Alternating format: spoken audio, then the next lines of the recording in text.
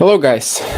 It's me again. Sorry to bother you on this beautiful Wednesday night. Wednesday? Is it Wednesday? No, it's Tuesday, I guess, for me.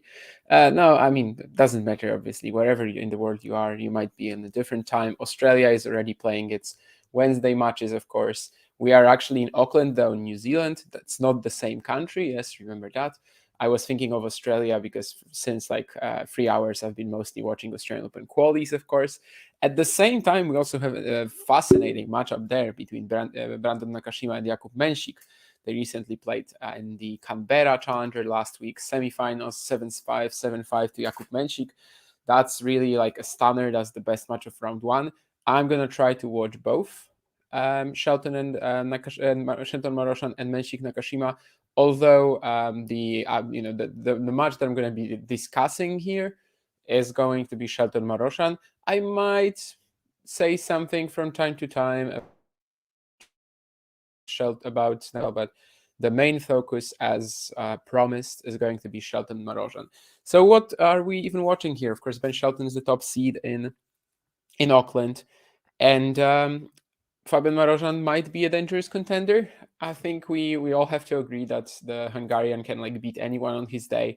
Had a very good performance against Gael Monfils in the first round, although it was a huge mess. He saved too much points he wasted too much points in the second set, and then won the third, I think, from a breakdown, even 3-5 in the third. It was really early in the morning for me, and I was halfway asleep through the third set, so that's why I don't remember it too clearly.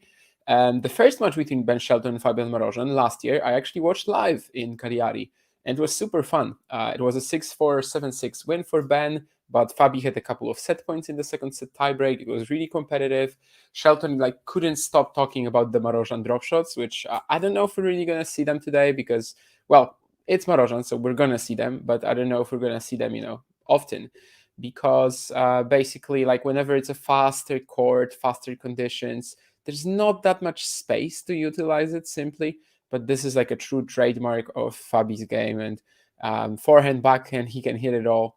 Doesn't really matter for him whatsoever, and I think he's just really, really dangerous using that shot. In Cagliari, there was also this funny thing, this funny thing happened when basically a guy a couple of days later at the venue, this random old Italian dude just comes up to Fabi, who was just walking by, and he just basically starts showing him something, and he didn't really know English, so it was hard for him to explain to Marozsán what he's trying to say. But even by his gestures, I could understand that he's talking about the drop shots. He's showing the movements for the drop shot, and I think Fabi did understand him as well.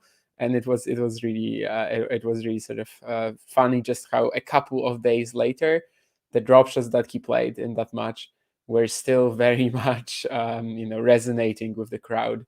They still remembered what sort of a shot that was, because indeed he hit 15 of them in that match, and I really don't know if he lost any points. So it was like Alcaraz in Miami, when Miami, was it, or Indian Wells, when along the way, I think it was Miami, when along the way to the semis, maybe it was back then, he was barely dropping points after hitting a drop shot that was around that sort of ratio for Marozsán there. But anyway, we're going to be starting the match soon. Of course, Shelton is the favorite, but I think we would not be surprised with a Marozsán win whatsoever. So yeah, let's kick off the proceedings. Is my stream finally working? Maybe. I hope so. I couldn't find anything else for the Mensik Nakashima match, so I might actually have to just stick to watching one from what I can see. Or no, I'll put Mensik Nakashima on my phone then. That's also a way that it could work. But anyway, maybe that Shelton Marozsán thing will be working here, because for now it's just kind of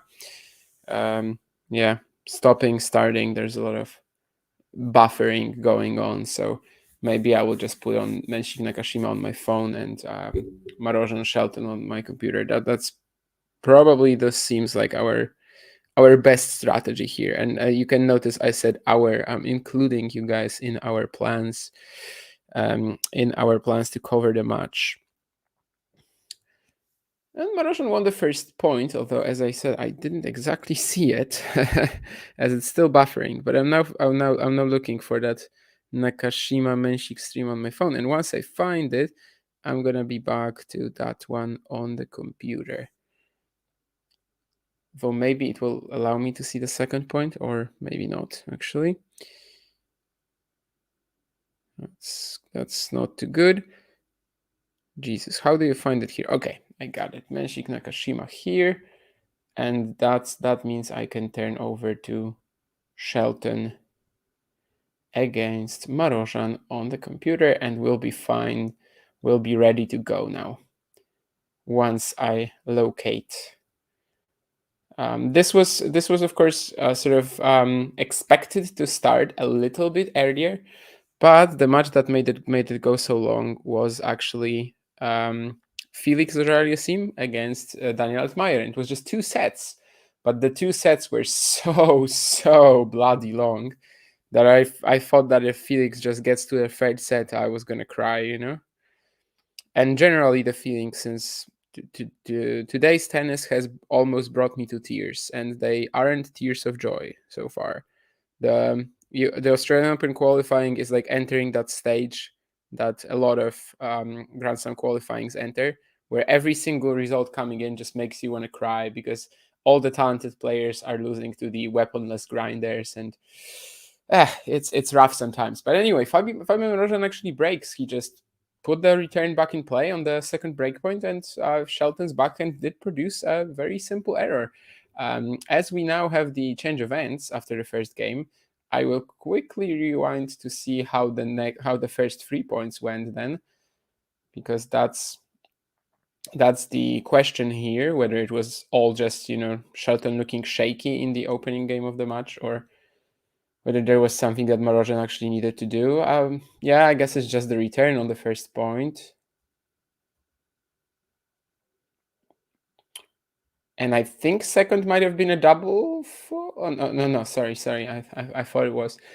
Shelton had an easy +1 forehand, and then he clips the ball clips the net. It falls out. And the third one, I guess it's a pretty short return from Fabi as well. Yeah, that first game was just a nightmare for Shelton, it seems. But anyway, we will see what Marozsán can do with this now. And well, he starts with a double fault. Well, I wanted to say himself, but as we just learned, Shelton actually didn't hit one last game. But of course, that's not exactly how he wanted to start capitalizing on the advantage that he has built for himself the past couple of minutes.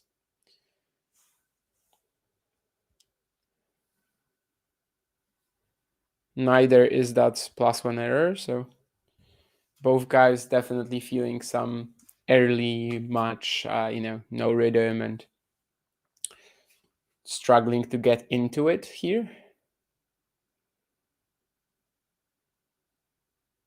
But maybe we have the first decent point of the match.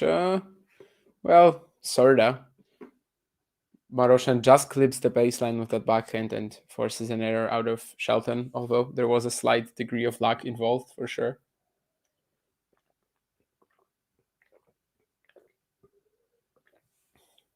One of the storylines here as well is that Ben Shelton hasn't won a match this season yet, losing to Roman Safiullin in Brisbane. I have to tell you that if he's playing Safiullin and Marozsán in his first 2 matches of the year, that's a nightmare. I mean, that's just players who won't give you any rhythm whatsoever. Then again, would that really influence our perception of Shelton's chances at the Australian Open? I don't know. It doesn't really seem like a player who needs a lot of rhythm, and obviously he didn't quite have it ahead of the US Open. He didn't quite have it ahead of the Australian. But definitely a part of me would like to see Shelton continue in the same manner that he did at the end of last year. I don't know if he's really gonna find like a lot of consistency, but especially between the Australian Open and the US Open, I mean, there's so much room to improve, so many points to gain as well. But yeah, this just projects to be a pretty fun match between 2 up and coming players, even though Fabi is like 24, I think. 25 maybe even at this. No, 24. I think he was born in 99, just like myself, by the way, but much later in the season. I think he was born like maybe around October or something like that. But anyway, Shelton breaks with a pretty sensational forehand return. So I guess this is that first point that we were waiting for. This is that first good point of the match. And the early break advantage has been eliminated in a flash.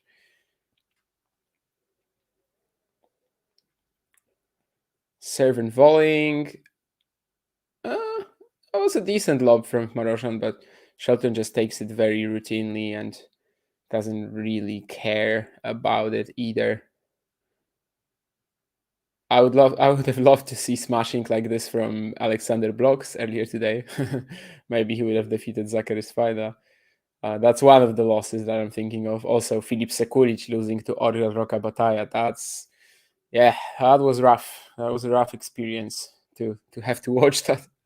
Well, have to. I mean, I voluntarily took that path, and I do somewhat regret it. Although it did give us some nice intel on why Sekulic hasn't broken through yet. So I guess I can't say I fully regret it. Shelton just missing on that loopier forehand down the line. This is also like just no BS tennis, no nonsense. They're just gonna keep going at each other. There's gonna be 5-shot rallies all around, all around, and whoever prevails really. That's how it looked on the clay in Cagliari, and that's how it was, and that's how it's gonna be here as well. I think in Cagliari this was the match in the evening session, the first one of the evening session. So it was a really fun time under the lights.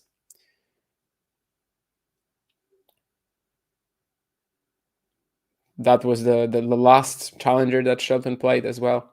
And honestly, it might be the last he plays, like even ever, if he doesn't have any serious injuries, right?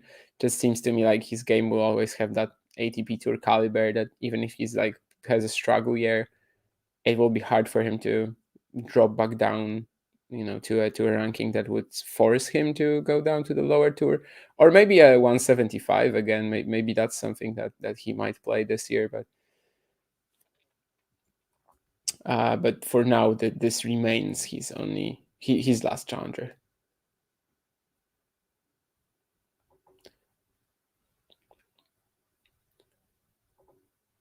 And I think a lot of people were excited to see him here. For me, it also felt like, well, this is a guy that won't be playing on the Challenger Tour soon. So, you gotta watch him, you gotta interview him, and etc. It was different with Marozsán because I had already talked to him a couple of times before, I think.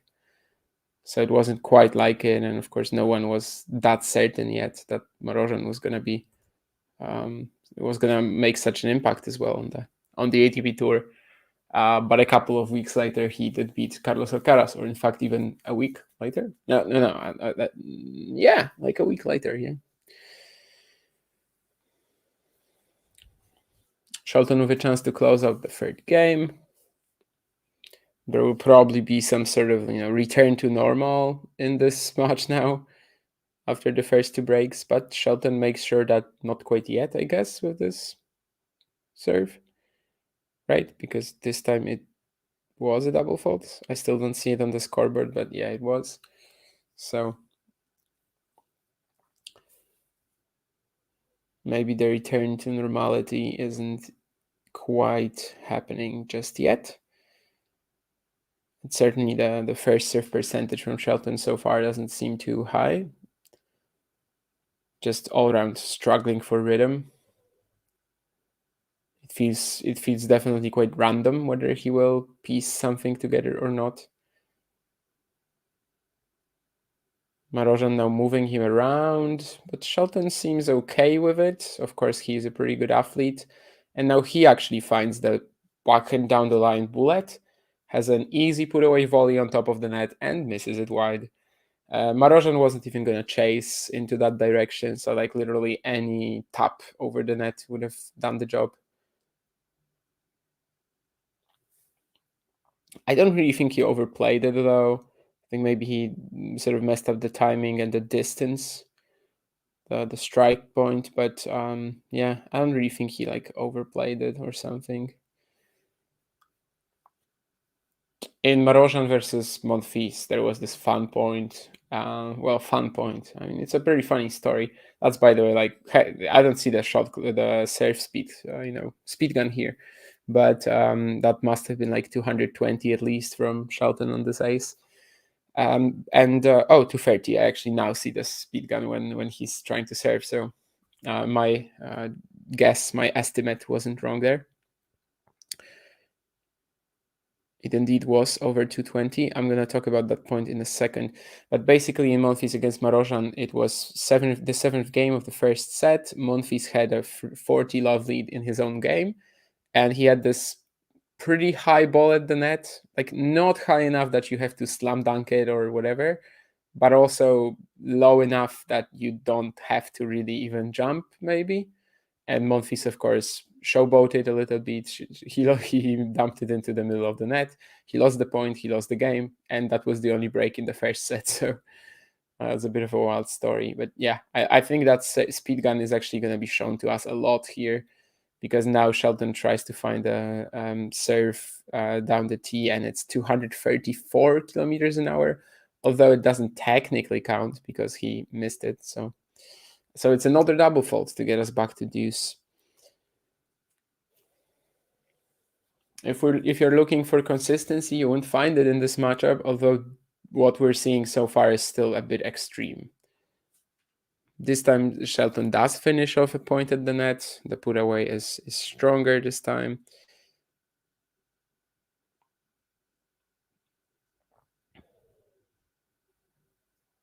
And he will get the opportunity to get that first hold of the match from either player.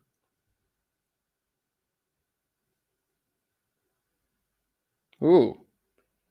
I was just speaking of his athleticism, but that's actually somewhat weak.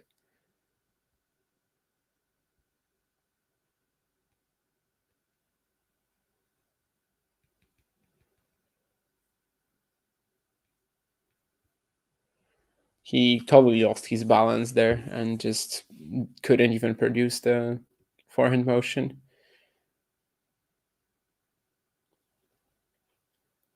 And yet again, he'll have to go for his second serve. And in this game, it's been very, very spotty.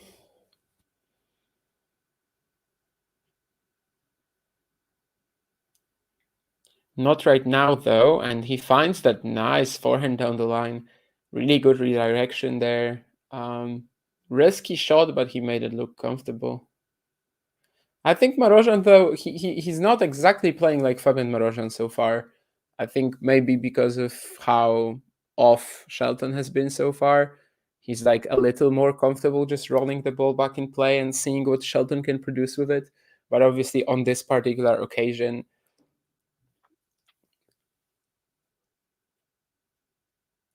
because even more so than Shelton, I think I once described the brand of tennis that Marozsán usually plays. I think I once described it as basically like as if he's playing a game of will I get the chance to finish the point off in 4 shots.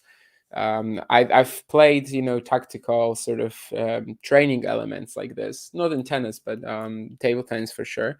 Like we've had practices like this when you are the sort of one player is the defender, one player is the attacker, and the goal is to finish the point off in 4 shots. And basically you just score it as a normal set, but you're playing like this. So one person has to attack and has to finish the point off very quickly. And Marozsán kind of plays that sort of a game usually, where he just forces everything to be over, whether it's his point or not, doesn't really matter. Oh my goodness, a lot of comments I see, a lot of comments that I missed. Earlier there was this fabulous, I don't even know how to call it. I think it was like a script of a play, maybe. A one-act dramatic dialogue that Ghosty wrote. Fabulous, absolutely. I love the reference to me as well. And also, I am the god emperor of global tennis, apparently, in that story, sadly, only in that story. And there was also Talking Tennis, the world's preeminent tennis streaming channel. So I enjoyed reading that while I was waiting for the match to start, for the stream to start.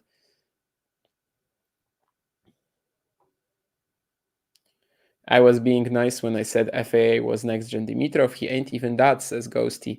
I agree. Like there's this friend of mine who calls Felix pretender, and while I do think that Felix is not as bad as his last year was, certainly I kind of tend to resonate with that opinion a little bit more. I relate to calling him the pretender recently. And honestly, results like this, like the loss to Altmaier, they don't shock me anymore because my expectations for Felix are simply very low at the moment. So maybe it will change. I guess the main difference with Dimitrov is that Felix was just such a prodigy when he was a child. And usually when these prodigies, they don't manage to reach that higher level, like, I don't know, Liam Brody, or who was an amazing junior, even more so you could go for like Daniel Berta, but he wasn't a prodigy. Who was like a huge Gianluigi Quincy, for example. If these prodigies, they don't get as far as people thought they would, it's mostly not due to the reasons that Felix didn't. Like it's mostly they are stuck, in the top 200, maybe even lower. But Felix actually was like on such a fantastic trajectory, right? I mean, he was on a Grand Slam winning trajectory up until some moment, maybe up until losing all of these finals, when he was just beginning his ATP Tour career, really.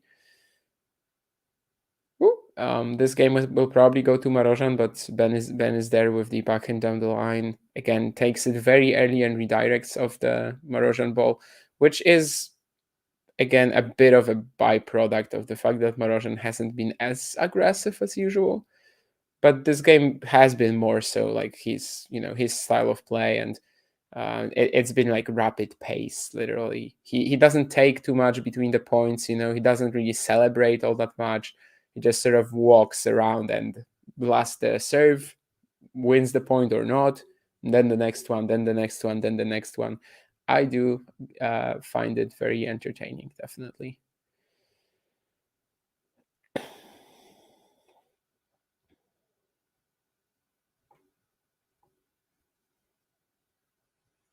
Still trying to make up with the chat. Diego is out. That's a bummer. That's a similar case to Felix, I just have no expectations for him at the moment.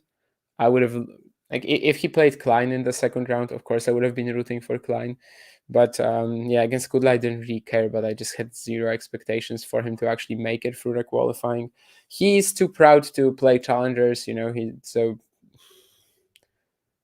I mean, can we really say that we regret something about Schwartzman, like that he should be higher up? He shouldn't, because he's not trying his best to get back. Like of course, at some point he will have to start playing challengers, but like, why didn't he try to get some rhythm at least at the end of last year? Brasilia Temuco, even if he didn't want to play these South American events on clay, there was the Brasilia Temuco swing. Points lying on the floor there with how the draws were like, and like literally having just a few good hard quarters in their draw. One of them won by Alex Kovacevic, of course, Temuco at the end. And it was Brasilia. Who won Brasilia? Tabilo, I guess. Yeah, Tabilo over Buruchaga. But Schwartzman easily could have had a run in both of these, and he just decides not to. He keeps playing the ATP Tour, even though he's in no shape to do it really anymore. Shelton seems like a guy who shakes off losses no problem. I agree, Sean. I think that was a reference to something I said 13 minutes ago, which was pretty much in line with that. Draper about to play too, says Terry. I think Draper is playing Kecmanovic, right? That's a rematch for the Davis Cup finals and a rematch for Lyon as well last year. Davis Cup finals, of course, the one that's more in our memory. Like the recency bias there is stronger, but Kecmanovic did play a very good match on the day. And we'll see if he follows that up in 2024. If history tells us something, he probably won't. That's a good dropper from Shelton. Could have done many things on the +1, but this is just a very safe choice here. Doesn't even need to be perfect with it. By the way, this is another thing that if Sekulic or Blocks had a serious drop shot in their arsenal, they would have won today. But, they have time. I think Sekulic, I don't have that, like, my expectations aren't that high anyway. And blocks at 18 years of age, of course he's gonna be fine. But as you can see, I am still angry about it because I'm talking about it for like the fourth time this stream, and we've only been on for 25, 26 minutes. So actually, it's not that much. I will probably mention Alexander Blocks a few more times today. Although I cannot really be too gutted about his loss. Like, I'm still so confident that he's going to be fine with time. It's just experience, really. These players have already gathered up that experience. They've played the slams. They've played a couple of really good matches at the ATP level. Of course, Shelton has won a title. Marozsán not really made a big run, but has that Alcaraz win. Yeah, I am a bit crazy, but I'm actually gonna try to stay up for like a lot longer today. Of course, in the Australia time. This is, by the way, a response to a comment, because if I just said it out of nowhere, then it probably sounded weird. But yeah, in January, I'm basically living on Australia time. Today, I do want to go to bed a little bit earlier because I have a bit of work tomorrow. It's like 2 hours maybe, but still I have to do it at some point. And in the evening, I'm playing a table tennis tournament. So, but it's at like 6 p.m. So I will easily, be able to catch some sleep, I think, before it. I broke my racket today and I had to buy some like a glue for wood. I don't know if it's going to hold. So I have to take my backup tomorrow as well.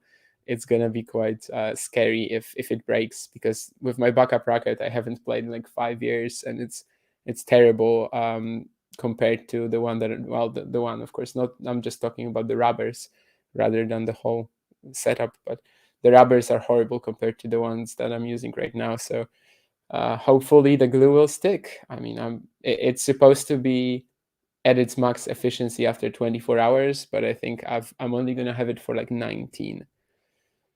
Ghosty also talking Polish now in the chat, I see. Śledziłem, says Luki. But what did you follow? But he apparently is going to bed. Doesn't sleep, he waits. If you can put as much velocity on a first serve as Shelton, why not just go into the body every time? I think if that was, readable, if players knew that he was going to do it, then it wouldn't be as effective, right? I mean, they would be better prepared. They would move back a little bit as well, even though they're usually generally like going to be moved back against the Shelton serve.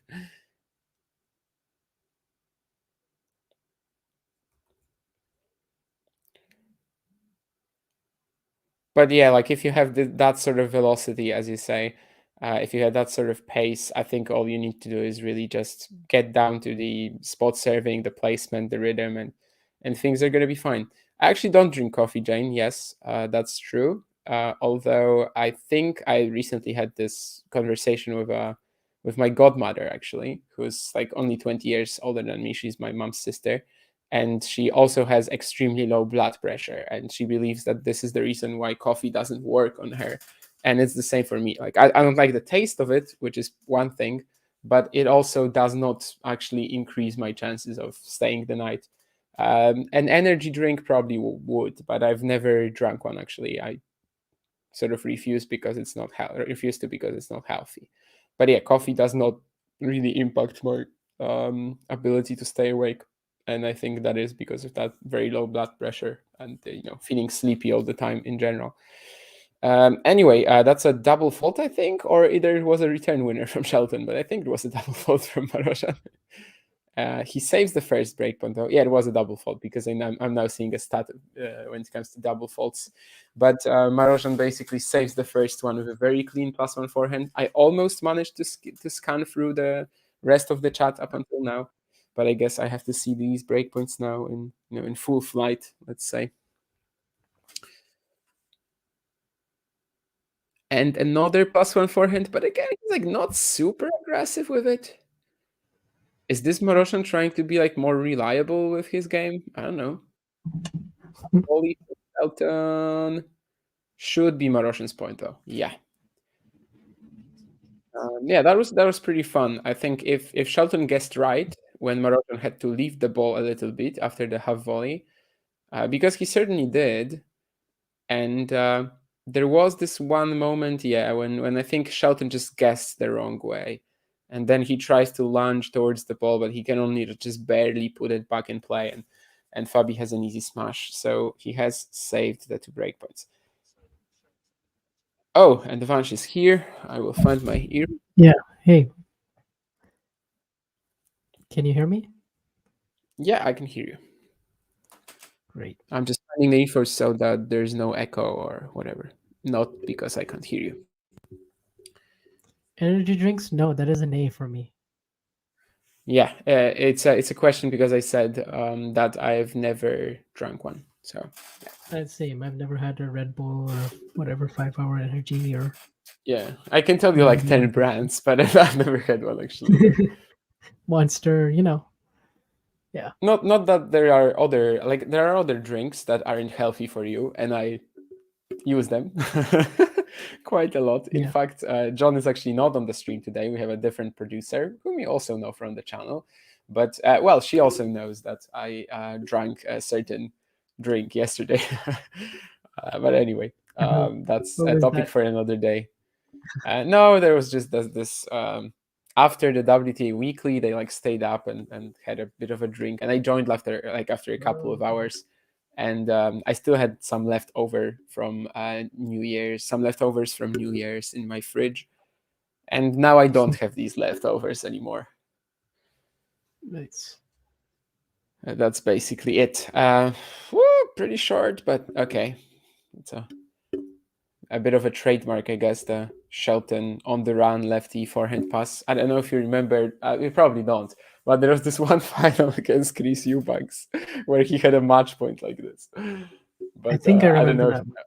I don't know if you would have seen that, but maybe the match point at least. I think so. It was much crazier than this shot though. Like it had like a very weird angle, but this shot from Shelton will always remind me of that.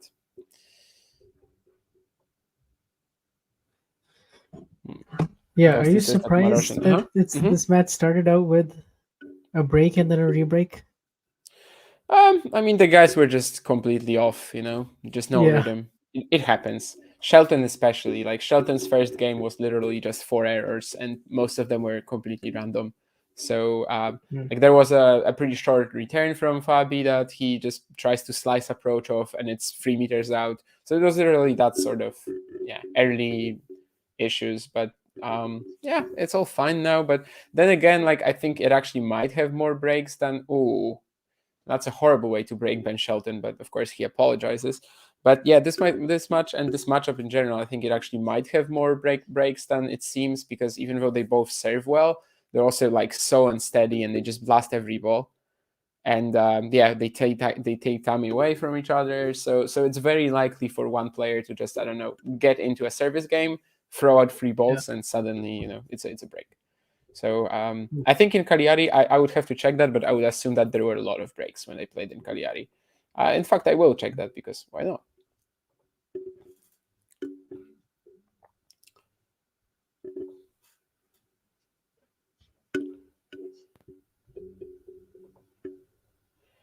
But yeah, in case you guys didn't get it from what I said, Ben Shelton basically broke with a dead net court for 2. So yeah, I'm just seeing that point. I think I'm a point behind.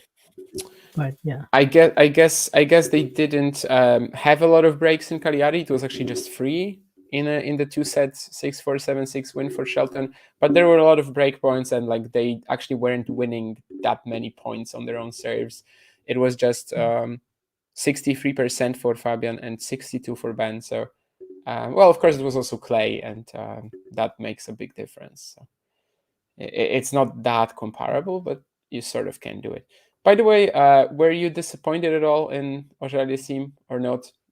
Or were you just happy that we finally get Shelton Marozsán? Like me.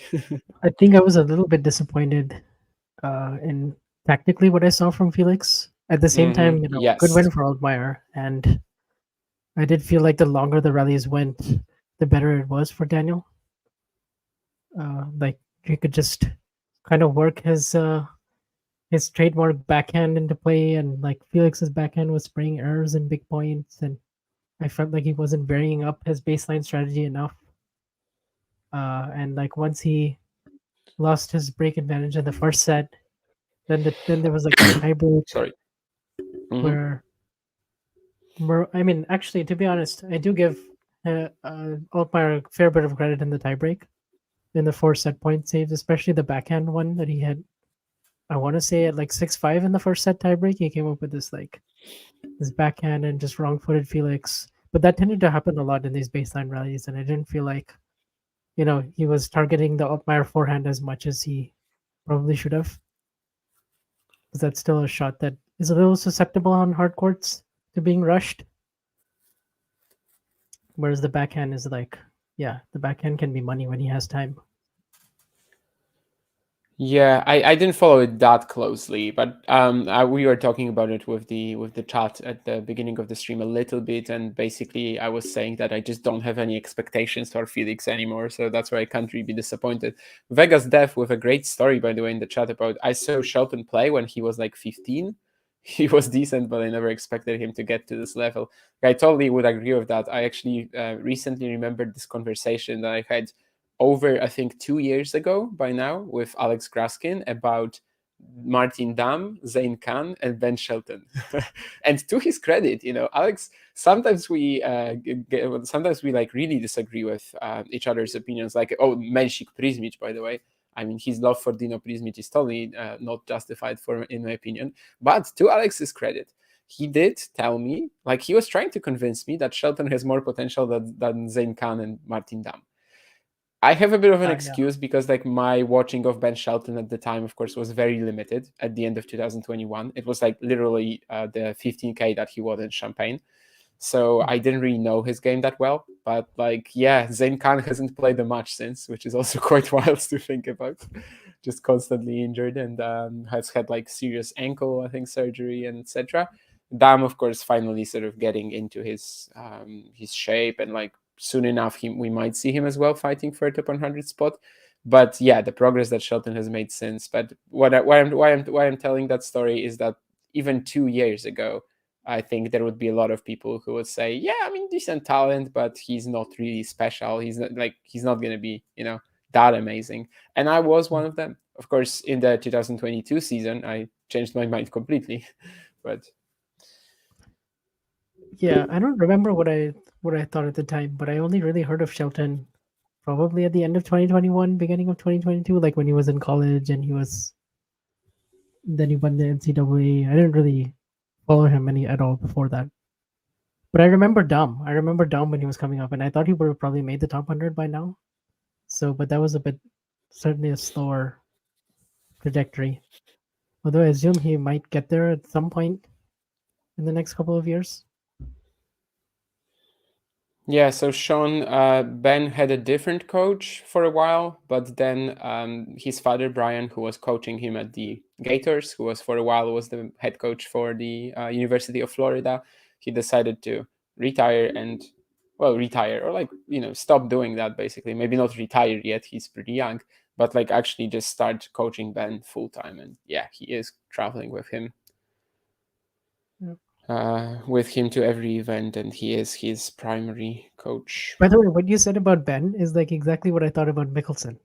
I did not think he would be top 100 by now.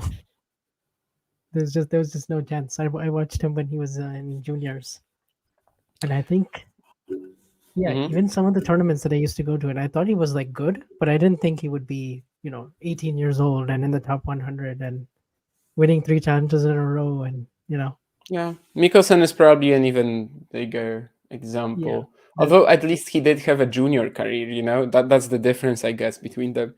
That Mickelson had a junior career and already showed some promise there, but actually Shelton had nothing. Shelton didn't even leave the United States until he was already in the top 100. So, but yeah, and actually, when it comes to what you said, Ghosty, like all you Euros look down on college players.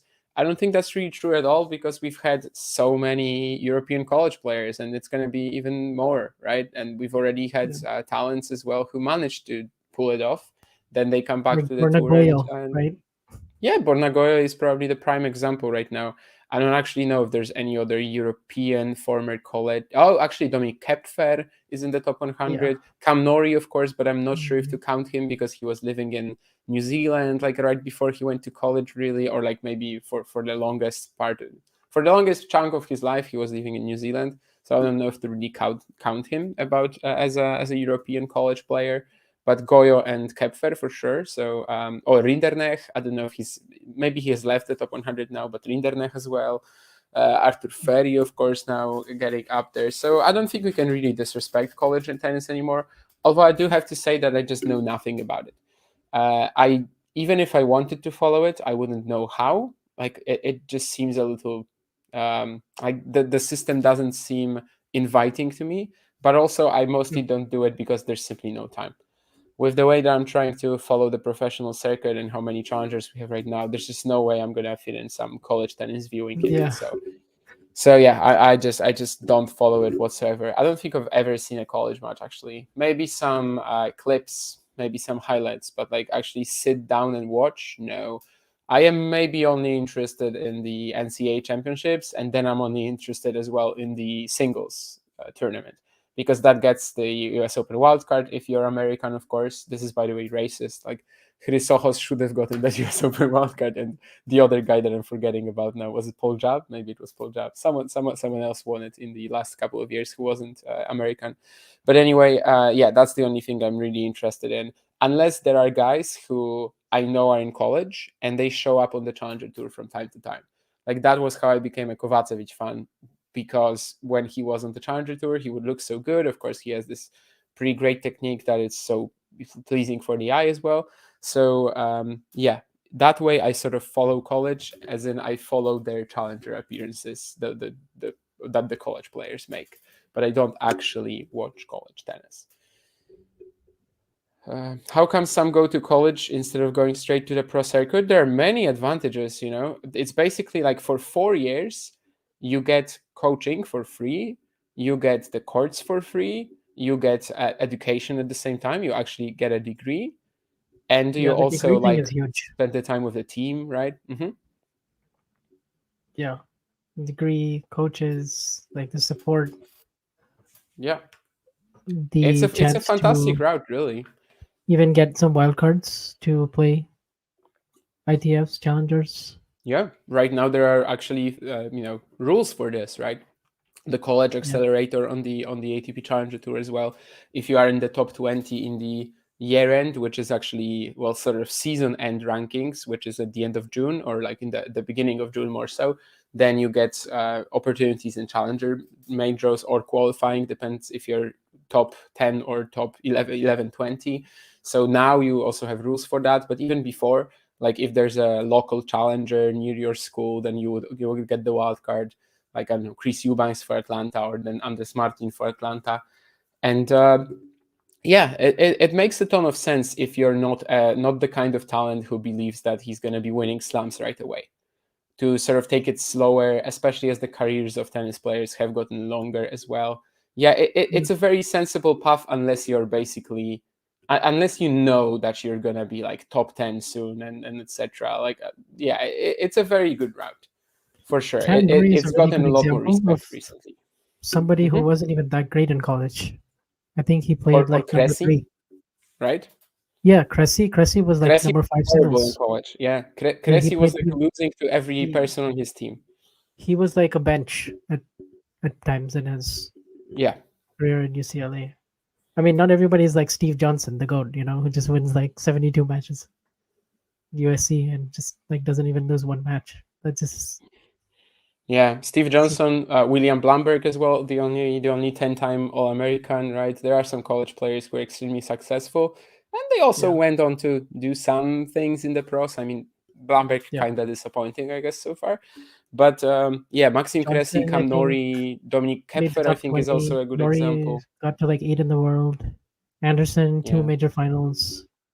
So yeah, John Isner played something right in college. There are a lot of players also who like went there for a brief time. Like Marcin Matkowski was in the Grand Slam final, of course, in doubles. He also played at college. A ton of players really, and it's definitely becoming like a very trendy path to go for. There's this. My dad has this doctor, and he has a daughter who plays tennis professionally. You can Google her. Her name is Alicia Formella, and basically she's never gonna make it. She's like super lightweight. She has zero chance of making it in the pros. And unfortunately, when she was offered a college, I can't remember what that scholarship was, what that university was, but they said no because she didn't want to. Like they just felt like this is going to end her career more or less if she goes to college and plays tennis there, which was so wrong. And I wasn't really in the position to tell them not to take it. My father wasn't either. However, I think it was a massive mistake. And basically right now, she's actually pretty close to getting a WTA ranking. She needs to get just one more result that would count towards the rankings, because on the WTA, you have this thing where you need to have either 3 results that count or one that gives you at least 10 points, which is basically winning a 15K there. And she needs just one more result right now. So she's pretty close. She got a quarterfinal last year. But no, she's never gonna make it. Like absolutely no shot. And I think that they missed the trick here, because maybe she has a pretty solid sort of all-round technique. If she went to college, then maybe something would get out of it, and at least she would have gotten the degree. She would have gotten a lot of years of just training, also education and like maturity. But this is of course very common right now for people to actually take the college route. We even have that new trend where very talented juniors will play like a season in college and sort of take what they want from that university and then go pro. Like Diana Schneider, like Joao Fonseca is hoping to, like Alex Mickelson was probably going to do, unless he wasn't going to break the top 100, like Ben Shelton did, like Abdullah Shelbach did. So I think college will actually be a very important talking point in the next few years on the professional landscape, and not the next few years, like just going forwards. It's really the way to go for many players. Oh yeah, Franz Rundle also went for a year. I forgot about that. That's So was like Southern California or South Carolina, one of these, right? Yeah, I don't remember. I can look it up. I think one of the USCs, but I'm not, or maybe it was. Oh, if it was USC, I would know for sure. Yeah. Okay. So maybe the other USC, but I don't know. Sort of guessing.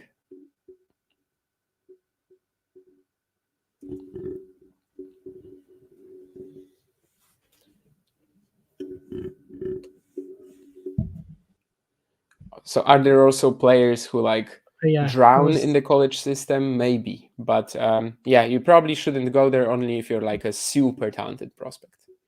Mm-hmm.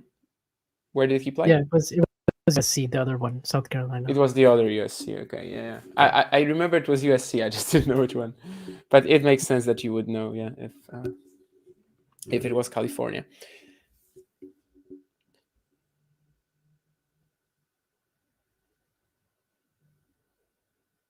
Anyway, we haven't spoken a thing about the match for a while, but basically, Shelton just very quickly took that break advantage and converted it in the first set. Not much that Marozsán has been able to do since to threaten his serve. That was a pretty good volley, though. Showed a lot of control, especially on the first one, maybe even. Yeah. Schneider was North Carolina, I think, right? Yes. Yeah, no, not South, but North in Raleigh. And she was like already ranked about 70 something, I think. Jane, you're probably talking about Peyton Stearns.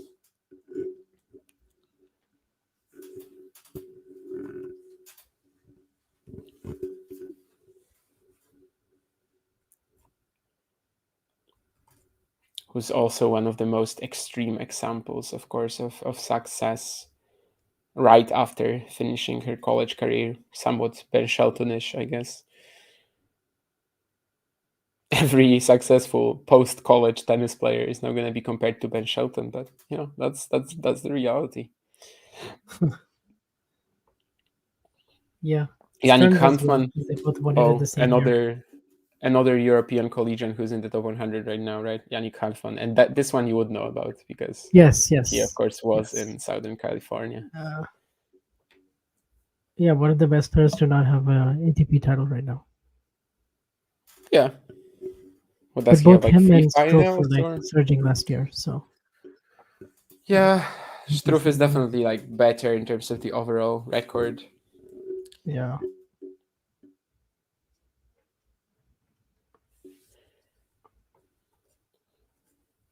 We have the changeover, so I might just scroll through the rankings and see if there are any more collegians from Europe in the top 100 right now that I forgot about.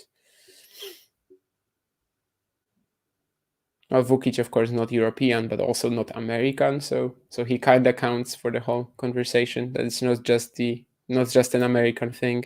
Nuno Borges, oh yeah, we forgot about him. He played for Mississippi State, maybe? Is that true? I have to check. Because I don't watch it, because I don't really care, it's very hard for me to remember who played for what. Some of these players I know already, like I'm just like you. played Like, for college tennis is a Tulas. total blind spot. I still haven't seen a match, even though, like, I mean, I technically could if I wanted to, but it's just. Yeah, the problem with all of these matches is that not living there, I kind of don't care who wins their match, like in terms of the team setting. So yeah, it's only really the individual championships that I'm interested in. Rinki Hijikata then would count as well as like a college player who's not from the States. Of course, he's also not from Europe, but he kind of counts. I don't remember what Rinki played for though. Definitely Goya played for Wake Forest. I know. I guess that would be it on the college players not from the States in the top 100. I suppose so, at least. Goya, of course, we mentioned. Mikkelsen didn't quite get there. Rinderknech, we said earlier, Rinderknech played for Texas A&M. Vacheron also played, but of course he's not there. Kovacevic on the verge of breaking the top 100. He played for University of Illinois. But yeah, a lot of guys. I think it's currently about 20 players maybe with college ties in the top 100 or like just under 20. So a huge part of the tour really is at least in some way connected to college. And by the way, no, Jenson Brooksby is not a former college player. There's a huge debate about this because he never played a match for Baylor.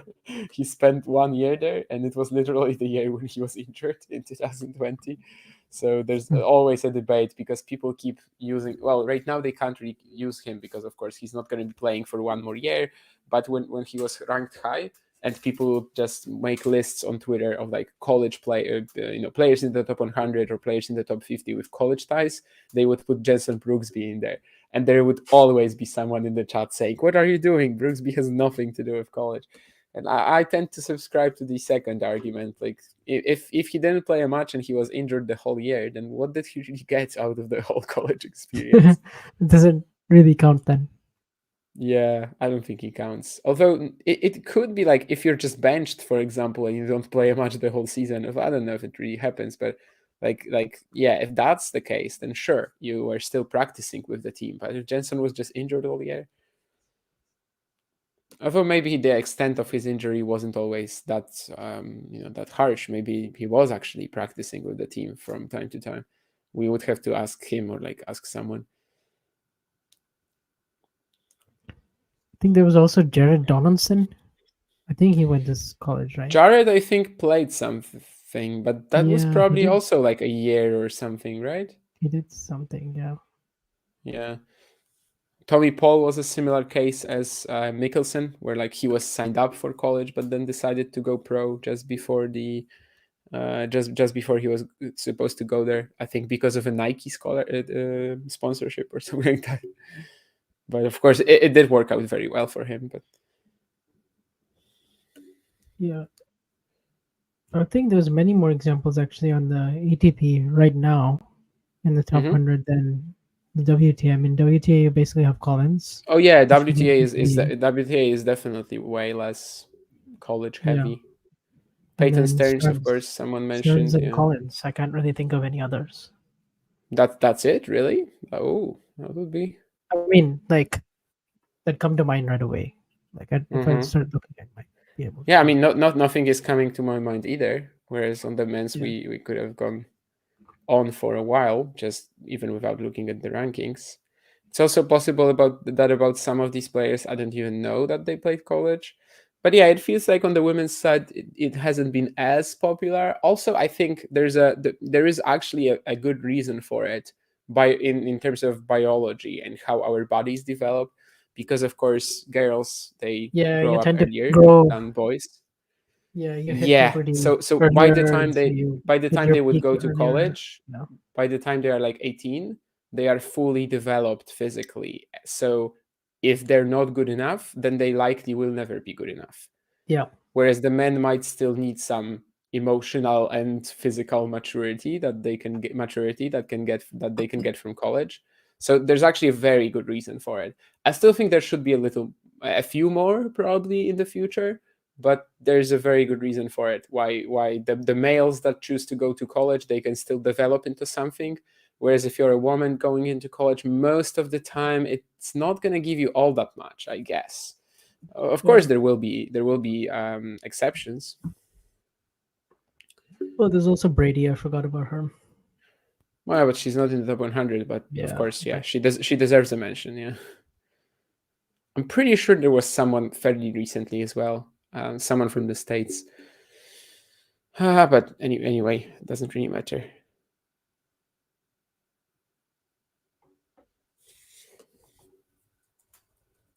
Definitely just a few compared to. Who else was there? I mean, I think Nicholas Moreno also went to school. I want to say it was like Santa Barbara. Who? Nicholas Moreno. Moreno de Alboran. Yeah, Santa Barbara. Yeah, that's true. Yeah. I was thinking of, because I had Marino, and I was thinking of these two players from the WTA, but of course the first name was not Rebecca. No. Yeah, the first name was messing me up. I was thinking of Rebecca and who was that other Duque Marino. There was this Colombian player as well back in the day. But yeah, of course, Moreno de Alboran definitely played college. Anyway, Marozsán now under a lot of pressure. 6-3, 2-all, breakpoint for Shelton. It's in play. But yeah, I have to say Marozsán is like really willing to rally here quite a lot. Like he's really not Marozsáning, you know? Yeah. And that hasn't worked out for him for the most part. I don't know if when you're gonna see this point, so I don't really want to spoil it to you, but yeah, I'm seeing it now at 30-40. Let's see.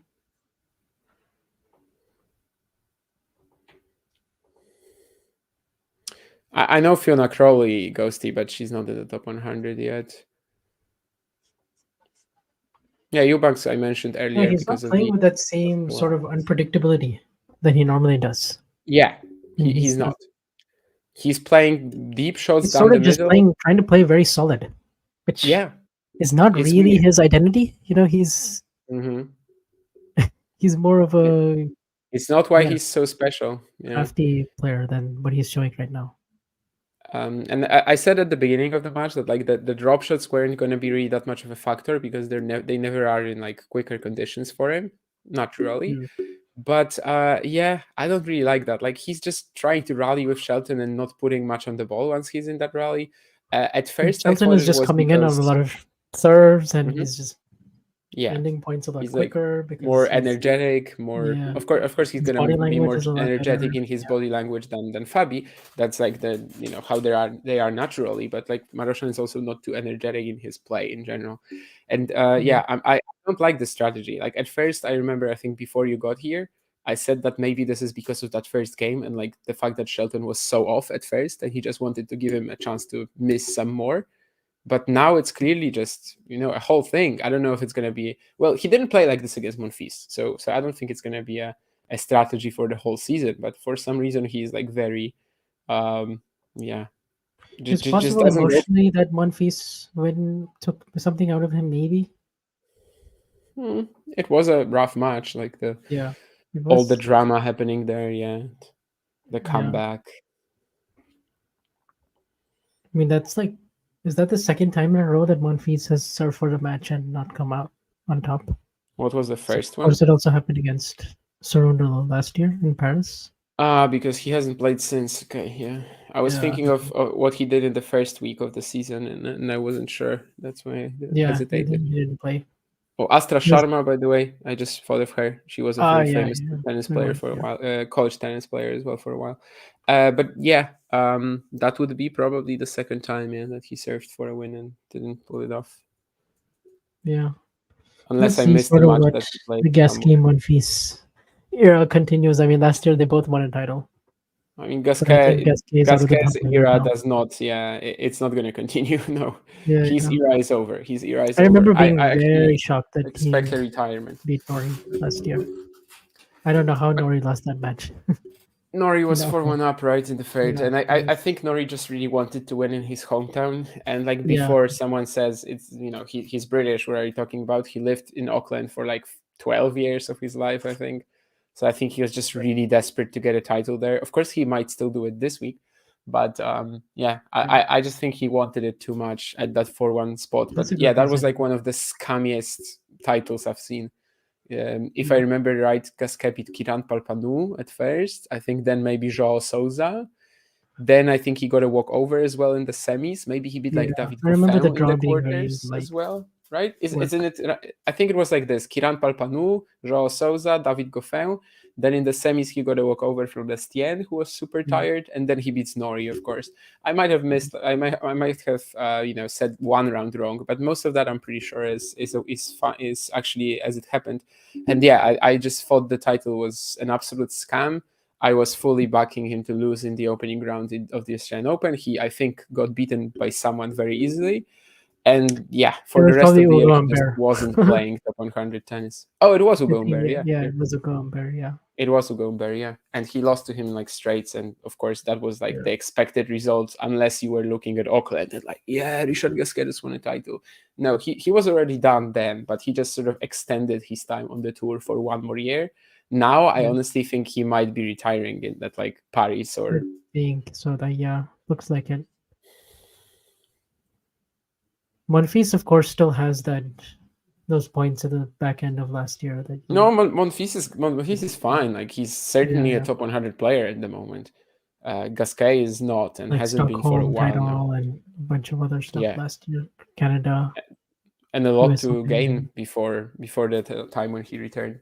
Basically even before the North American hardcourt season, because before then he wasn't winning any matches. So yeah, Monfils is surely a top 100 player, if not higher right now. I mean, I don't know if he's going to continue this form in 2024, but what he was showing at the end of last year, it was so good, especially the North American hardcourt swing, but also, that's the Stockholm title, which you mentioned. So Monfils is fine. He's going to stay with us for a while now, for a long while, but I think Gasquet is like a year, two tops, which is a bit of a shame. Of course, he's such a flashy player to watch, a slight underachiever as well. Just a slight one. Yeah, in the sense that if you told me that he would have 16 250s and like all his titles would be 250s, that's a bit for sure. Of course, he also got to like 4 Masters finals. Made semifinals. I guess he's a Felix. Like, what do you think about this comparison of Gasquet and Felix? Because we were talking about the fact that like when you have junior prodigies, they most often just they most often just stay at that sort of top 100-ish range, and that's how they don't really break it. But Gasquet actually got very high in the sport early, and then remained a force, remained an impact, but didn't really produce, anything exceptional that would really go with the way that people perceived him in the juniors. So Felix is pretty similar, I guess, that they had immense pro success at like the age of 14, 15 already. Of course, Felix has a lot more years. So he just has a lot more time. You could argue he's definitely on a better path than Gasquet in terms of like bigger titles, bigger slam runs, right? He's on a better path than Gasquet, I think. Now maybe he has less than Gasquet, but like, in a few years he should have a little more. But it's a similar story, I guess, if Felix sort of just becomes Gasquet from now on. If he becomes like a perennial top 25 player, but nothing more than that. Did Del Potro do something as a junior? I feel like he was. I mean, he wasn't as good as Gasquet, and he was very good early. Yeah, like when like you have these he lists managed to of players continue who it. I did think. something at the youngest age, right? Del Potro is very often there. So Yeah, but I I feel like I it's would guess that he didn't ridiculous. play that much junior. Yeah, that much that much junior tennis. Yeah. Yeah. That's an interesting comparison, Gasquet and Felix. You could be right, but maybe I just don't associate them Depends because on of how different their what play Felix styles are. does. Yeah, depends on what Felix does from now on. Actually, Gasquet was number 3 in the juniors, so he had at least something. Yeah, Roland Garros Did quarterfinal. Felix win a junior slam? I don't think he did. He made the final for sure. Yeah, I think he I lost remember him to making the final, Jeffrey but Blancano, maybe. Is that right? yeah, like he didn't actually win one. This one, I think so, but he oh, also didn't play juniors for that long, right? yeah, Like it's just that's Brenda true. Fruhvirtova, where like she plays a couple of junior slams and then she doesn't care about it anymore because she's too good. Sean says that I think the juniors you can out-hit guys a lot more easily. You don't have to play human backboards like Medvedev and Djokovic. Yes, but at the same time you are also like so much wilder and can't really use your weapons consistently. And I actually think in the juniors, players who are just really solid, all around skill set, good athletes, they tend to be amazing. Like Liam Brody, for example. That year when Brody was one of the best, Pelivo was one of the best, Kimer Kopejans, Luke Savi, like they are all in that same sort of. And of course, now we also have juniors like this, Bruno Kuzuhara and etc. But in general, I would say there are two types of juniors: the guys who are just super solid, Yeah, and then and then the Sang, guys right? who Remember blast him in every ball. 2018? Sang is a perfect Uh, example because yeah, he was like crushing it. I mean, he won Roland Garros, Wimbledon. He was getting compared to 2004 Monfils. yeah. You know, he beats Draper in the finals of Wimbledon, a You match I have was actually there for. Mochizuki as well And the year I after, remember right? thinking that So Draper yeah, is Draper is gonna Draper is not winning this match right now, but like he'd probably win it in a couple of years. And I thought yeah. that Often you he can had see way more that potential. even though this one guy is now very inconsistent, actually Yeah. he has better long-term pro prospects. Like right now maybe it's not as clear, but I think when I was watching the 2021 US Open final, for example, and Daniel Rincon beat Yuncheng Shang, but like you could straight up just right away see that Shang is actually the better player. Like he's gonna be a Yeah. better player. I know right now they are probably ranked fairly similar, but well, maybe not after Hong Kong, but it's pretty clear who's gonna have a better career once the health is fine. So well, it was also a case of Rincon being like 2 years older, but still, I think it was just so clear. It was a bit of an epiphany even for me watching that match. I think like I feel like I started understanding junior tennis a little better because of this match. Because all the while Rincon was winning, I think he won 6-2, 7-5. I was like, okay, so yeah, this guy is just pretty solid. But Shang is the one who hits that ridiculous shot once per 5 minutes. And Shang is actually the one who has something special, something that he will maybe in the future be able to start blowing players away with. And in fact, he's already kind of starting to do that. This conversation is making me think maybe I should read a little bit more Colette Lewis because she Who? does a lot more. She's like a junior Ah, specialist. yeah, of course I know. Yeah, Zoo Tennis, right? Zoo tennis, yeah, yeah, yeah. Isn't her name? Oh, Colette. Yeah, you said Colette, and I Colette understood Lewis, Claire. yeah, that's the Yeah, handle. that's why I was confused. But yeah, yeah, yeah. Um, I've seen some of her contact. I follow her on Twitter. Yeah. Yeah, Um, see, I like follow her, but like I never actually read the articles, and maybe she's yeah. like Articles the I don't handle on read. this. Articles I don't really read. Like Yeah. maybe the I last think one I I've read seen was them a like few about the times. Theodore Valvadov, or Um. that, yeah, the Theodor Davidov. ambidextrous Yeah, dude, yeah. yeah. The Bulgarian/American ambidextrous player. But yeah, definitely recommended. By the way, guys, if you're listening, call it Lewis. She does a lot of junior work. She like travels around events all the time, and Yeah. basically that's like her main interest. She's only really interested in that, and maybe the American tennis, like pros as a whole as well. But mostly junior tennis, whatever nationality, and so she's always at Kalamazoo. She's always at Orange Ball, and all these junior events in the States. Maybe sometimes also outside the States, and yeah, definitely a good follow if you're interested in junior prospects. Noah Rubin. No, Noah Rubin is actually playing Ghosty. He was in Oeiras a couple of last week, He said that he is right now playing better tennis than ever. I'm yet to see that on the court, but he did qualify, and he lost, I think, to João Domingues in the first round. I believe a journalist must have asked, like a random journalist at some point must have asked Djokovic if he's a pusher. Like, I don't think he is, but Djokovic probably would have also said that he's not. Well, definitely he would have said that he's not. But I think that happened at some point. Yeah. And yeah, we'll see if that one break will end up proving vital. This is a pretty short match for the amount of games that we've had, but that was also to be expected, right? I mean, Shelton Marozsán matches, they're always short. Both guys don't take too much time between the serves. Although, as we said, Marozsán is actually not playing as aggressively as usual. He's not in that baseball tennis, but in a good, in a positive way, baseball tennis. Mode. He just doesn't seem that emotionally engaged. It looks like he's. But that's his character, you know. Like he's super quiet. When he speaks, you can barely hear him. Like I think that's just his personality. But yeah, he's just not going for it. He's not throwing the kitchen sink at Shelton, and that's like probably Marozsán's best quality.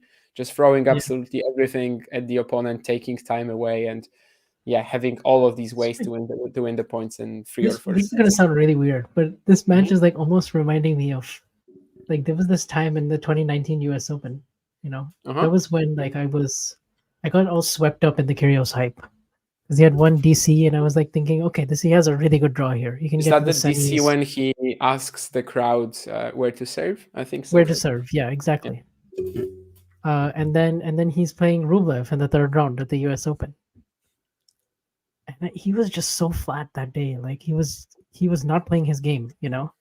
Like he just allowed Rublev like settle in the baseline rallies, and just like he was playing. He's kind of reminding me how Marozsán is playing right now, because he wasn't really playing like the shot maker that he is. He wasn't throwing the kitchen sink at Rublev in a way that I thought he would do, and he just looked almost like the moment was too big for him. Like he just, in a way, maybe wanted it too much, but also it manifested itself in like this really reserved Kyrgios that like almost like just bottled everything inside of him and wasn't really like being the normal expressive tennis that, you know, we were so used to seeing him playing when he's like confident and like at his best, without all the other, you know, umpire drama and whatever that usually comes with any Kyrgios match. But like, yeah, I just remember thinking like, man, he could have made the semis there.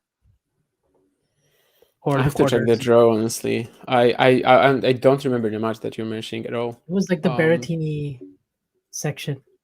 Mm-hmm. He might have just. Yeah, he might have. So that he would play Nadal, I guess, then in the semis. Or? Yeah. I remember so many people were picking him to get to the semis and play Nadal.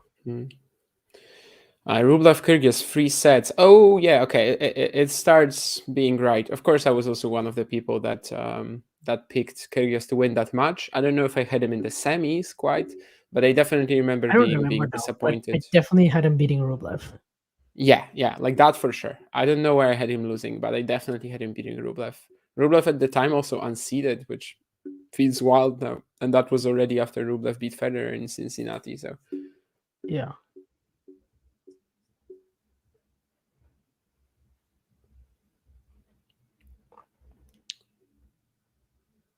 Kyrgios played a match, didn't he? He played a match last year, Ghosty, in Stuttgart, but he was not ready. His knee was against Yibing Wu, I remember. But his knee was done. Yeah, now he's going to be commentating, I think. Australia, he's going to be doing the Eurosport. Yes, and Boris Becker will be as well. Yeah, he won't be with Holger. I guess he's not allowed to enter Australia because of the Commonwealth. No, there's no way I could have called the OnlyFans account. But yeah, whatever that is, I don't. Yeah.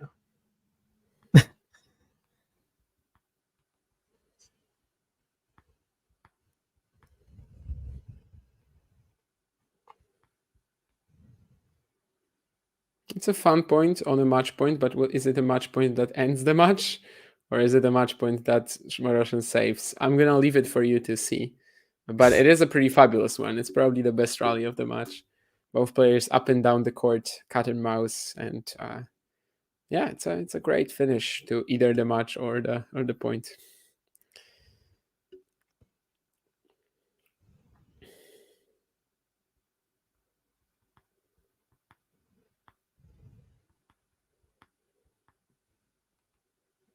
Oh wow, well done. Yeah, very entertaining point. Finishes it off in style with the backhand volley winner, but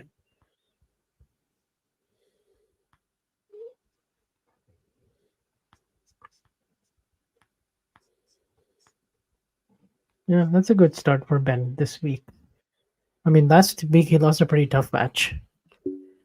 Yeah, and both draws were horrible. Like Marozsán second round, Yeah. Safiurin first round. Yeah. Yeah. And if it was Monfils, the same. Like whether it was Monfils or Marozsán didn't really matter. Yeah. But yeah, him against Sebastian Offner. Offner is playing really well right now. Of course. Yeah. Got to the semis last week in Hong Kong. Pushed through Sabori there in the semis, but yeah, he beat. Of course, there was also that crazy match against Strofe. And he just kept playing. Yeah, both him and Jerry Shang last week in Hong Kong. They were playing like these thrillers.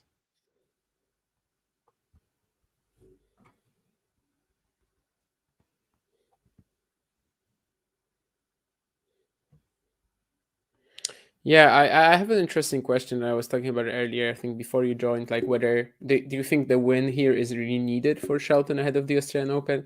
Or is he like the kind of player who, even if he goes 0-2, he can just enter Melbourne and, be a different player, be a different competitor? Probably more the latter, but honestly, like this would help him. It can't hurt him. I do think he is the sort of player though, like I mean, like when he made the US Open run, right? It's not like it was totally out of nowhere, because like I mean he drew Alcaraz in the first round or second match in Canada, and then he won a round against Eubanks, and you felt like he was playing better overall, like his confidence was higher. So let's say he loses like a really tough match to Marozsán, but like he has a lot of chances and his overall level is pretty good, then I'd still feel like he could probably make a deep run. Also, I just think his game, the way it is right now, it's probably slightly better made for best of 5. Just with all the peaks and valleys, and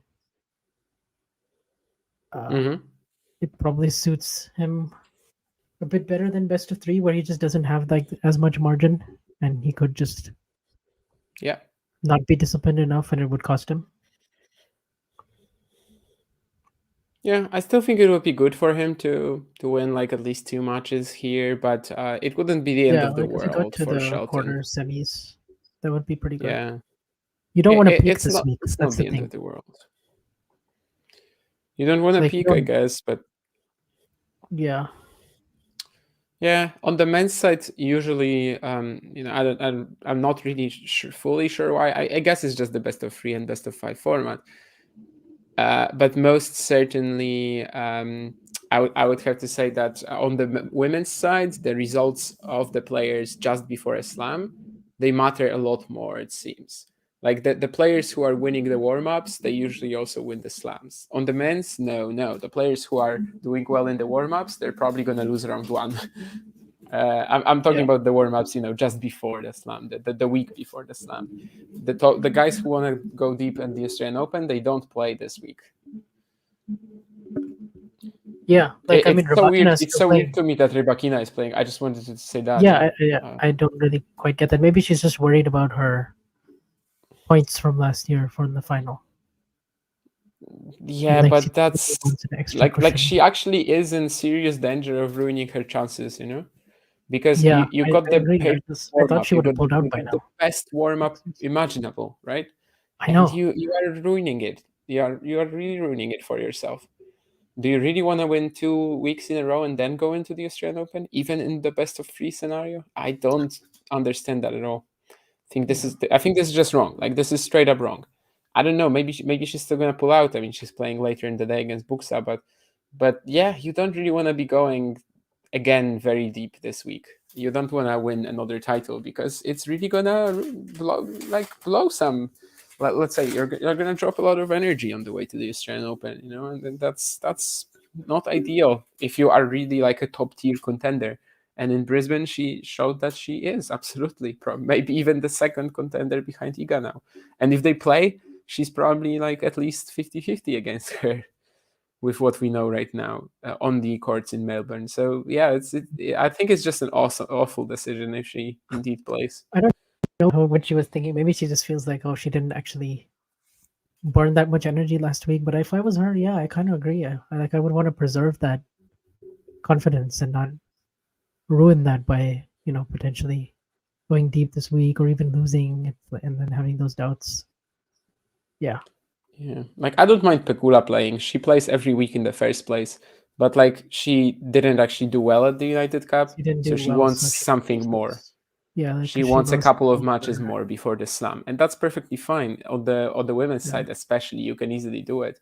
But do you really want to play 9 matches in 2 weeks and then get to the Australian Open? Maybe Rabakina's gonna do one of those, like play 2 matches and then withdraw. Maybe it's one of those. She might. Like last year, we had a lot of these, right? I think in this very event, the week before there were Australia. A few. Like, I mean, what did we have? Like a Bencic in the final, Kasatkina maybe, or something like that, or like Kudermetova, one of the Russians.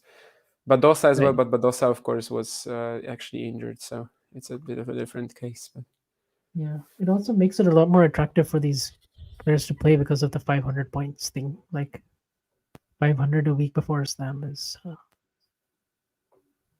It kind of puts them in a weird place because like they would want to play and go deep and get those points, even if they go lose early in AO. But then they might also just like win 3 matches and then pull out, or win 2 in some case. Your friend Brandon Nakashima, by the way, in a pretty tough spot. But if he wins the second set tiebreak against Menchik, I guess then he becomes. I feel like this is the match, though. If he wins this match, I think he's qualifying. I don't see how he doesn't qualify. Both ways. It works for Menchik as well. Like the rest of the players in that section are, for the most part, pretty horrible. Like, you've got Mayo Colarini, where Mayo was struggling today against Colarini on a hard court.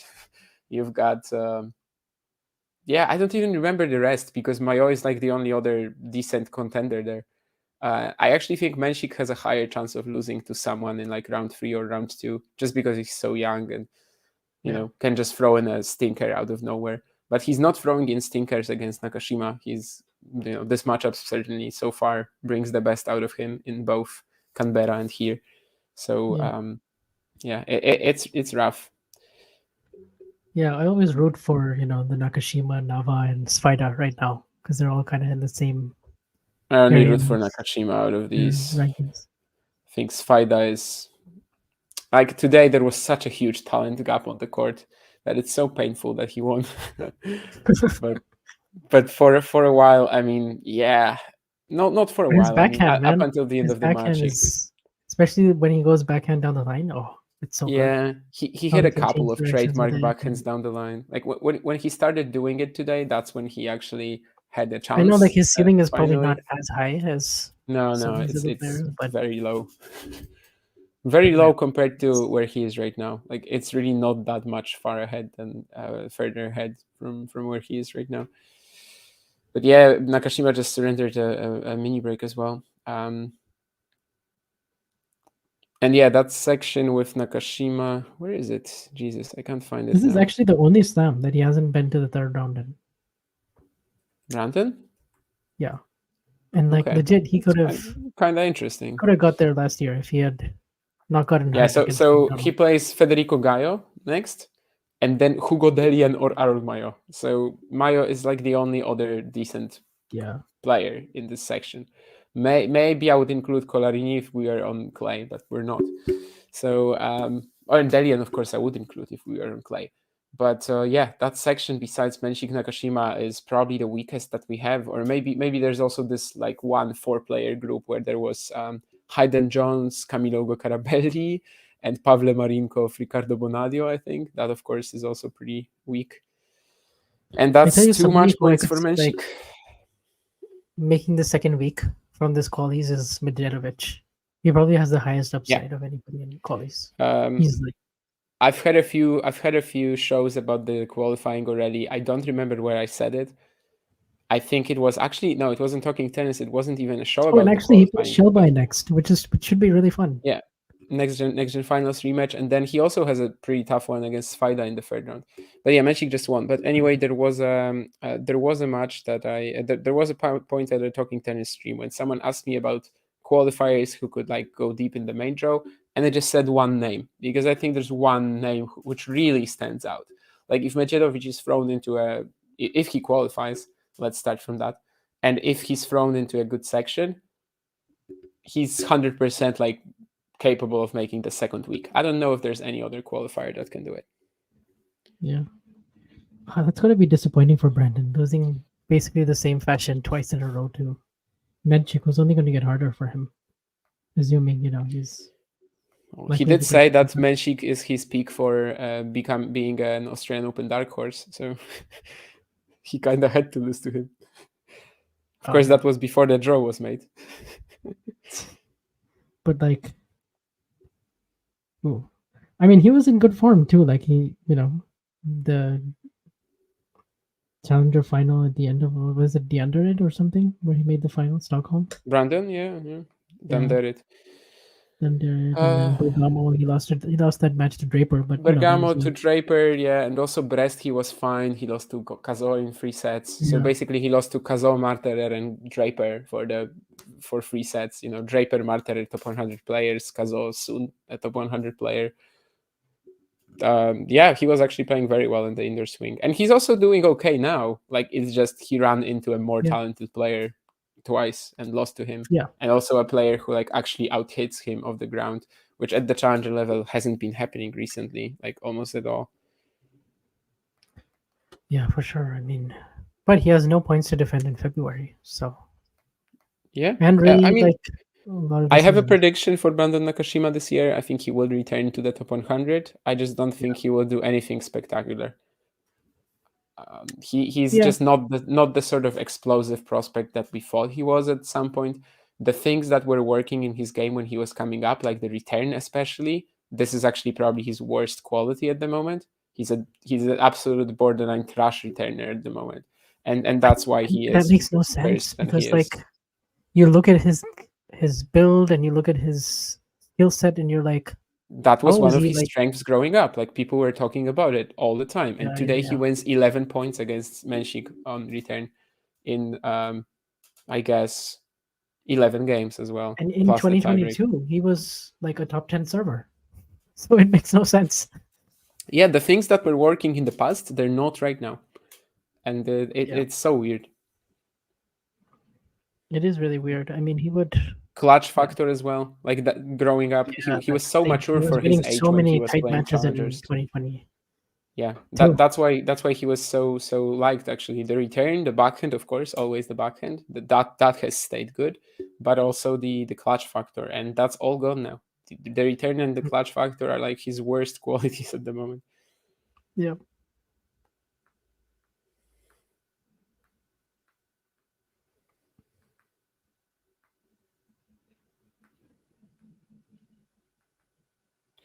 Yeah. Do we have anything else?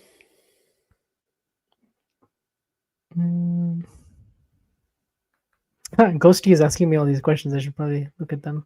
Okay, yeah. Finding a racket on a dumpster or finding a racket in a skip? On a dumpster, actually, because that's how I became a tennis fan.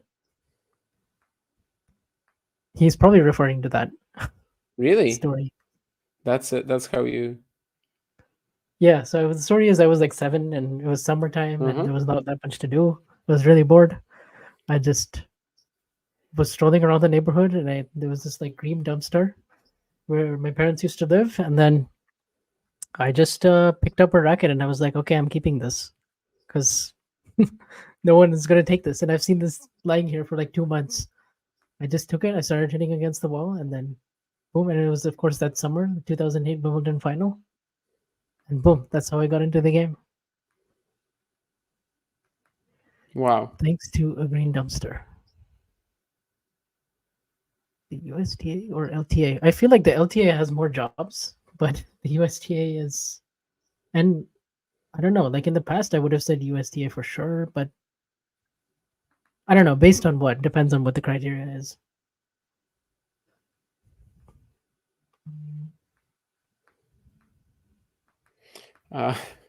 Yeah, apparently we've been talking about it for too long because okay, yeah. The producer has to end the stream, and we actually were about to end the stream anyway, so don't worry, you're not telling us to do it.